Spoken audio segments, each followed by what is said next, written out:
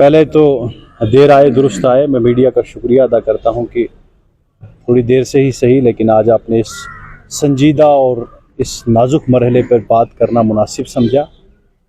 Drug आज की बात नहीं है। ड्रग मुझे लगता है कि पिछले 10 साल से बानिहाल एक most vulnerable drug prune area रहा है। पिछले 6 सालों से बानिहाल में आज तक 18 से 19 लोगों की कीमती जान इस बिद्दत की वजह से ज़ाया हो चुकी है। रिसेंटली पिछले हफ्ते से जो 2 वाक़ात यहाँ पे हुए, मुझे लगता है कि उसके बाद थोड़ा सा लोग संजीदा हो गए हैं। लेकिन लम्हा फ़िक्रिया ये है कि जिस क्लास को इसको लेकर बात करनी होगी, सरकार को लेकर इसको लेकर बात करनी होगी, वो लोग गफलत की नींद से सोए हैं। आज बानिहाल अंदर से खोखला होता जा रहा है। मैं मीडिया की वसादत से, यहाँ के ज़िम्मेदारान से, बिलखुसूस यहाँ की ज़िला सिविल और पुलिस इंतज़ामिया से गुजारिश करता हूँ कि इस धंधे के ख़िलाफ़ नकेल कसने की ज़रूरत है।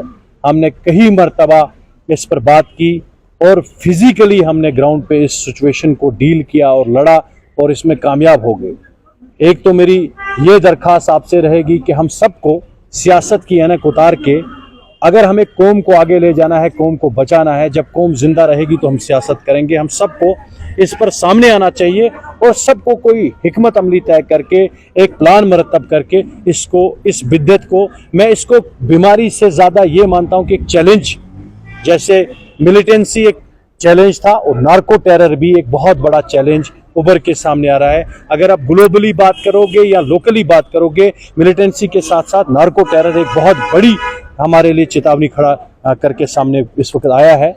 फिलहाल जो इसमें अमवातें हुई है, मैं उनके अहल खाना के साथ हमदर्दी के अलावा कुछ नहीं कर सकता हूं। लेकिन मैंने कल भी अपने एक लाइव सेशन में करना मुनासिब ये बात करना समझा कि आवाज़ उठाना बेहतर है इससे पहले कि हमें और किसी का जनाजा उठाना पड़े।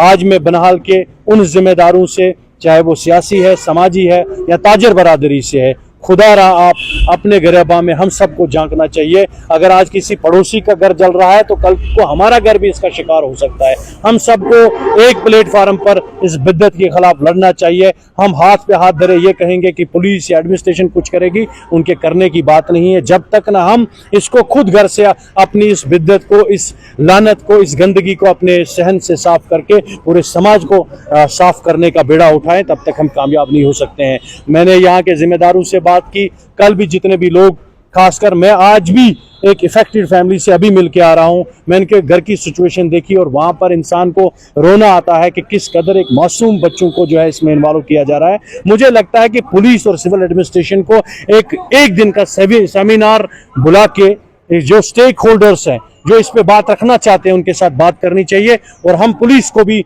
बड़े कड़े अल्फाज से गुजारिश करना चाहते हैं कि आपको स्ट्रिक्टली इसको डील करने के लिए हमारे मासूम बच्चों की, हमारे फ्यूचर जनरेशन को बचाने की कोई ना कोई हिकमत अमली करनी होगी। नहीं तो वो दिन दूर नहीं कि आज यहाँ पर हमारे 2 नौजवानों का जनाजा उठा और आने वाले 4, 5, 10 दिन या 1-2 महीने के अंदर मजीद जनाजों का कंधा देने के लिए हमें तैयार रहना होगा।